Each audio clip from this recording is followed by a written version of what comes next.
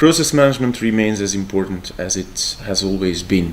Focus on the customer, end-to-end chains of activities that create results that are valuable to customers will be as important as before. However, if you look at technologies and how they have invaded our lives, our work, look at Facebook, look at mobile phone technologies, then there's bound to be an effect on the work context. So process management will have to cope.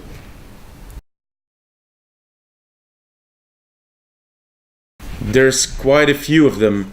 There's analytics and big data, there's mobile service delivery, there's social media, there's anything that has to do with cybersecurity, and of course the supporting platform for all of these technologies, the cloud.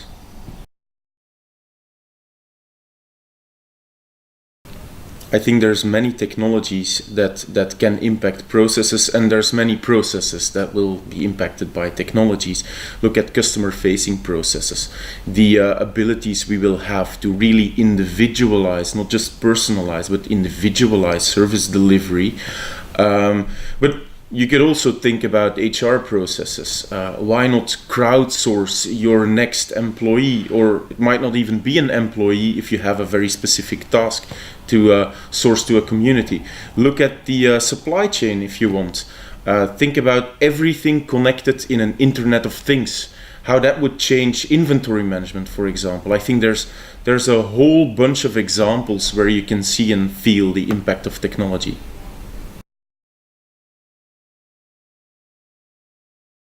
I think it might be the wrong juxtaposition. I think technologies, they can take care of more standardization as well as more customization. I think it all depends on your strategy. If you know your strategy as a company, you can think about technologies in either way. Sometimes the technology will help you standardize things you need to do in a best practice way. And in other contexts where you really want to differentiate and make a difference to the customer, then I think you might want to think about using technologies for customization. Of course they can, but technologies by themselves do never create competitive advantage. It's always the technology in combination with the processes, the way we organize teamwork, governance, the skills you have in your organization. I think you have to look at the whole in order to be able to talk about creating competitive advantage.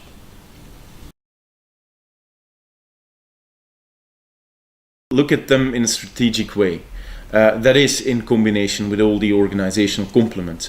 But also I think you need to be able to evolve the maturity in technology competence as well as organizational competence together, so that you create a holistic perspective on where you're going as an organization.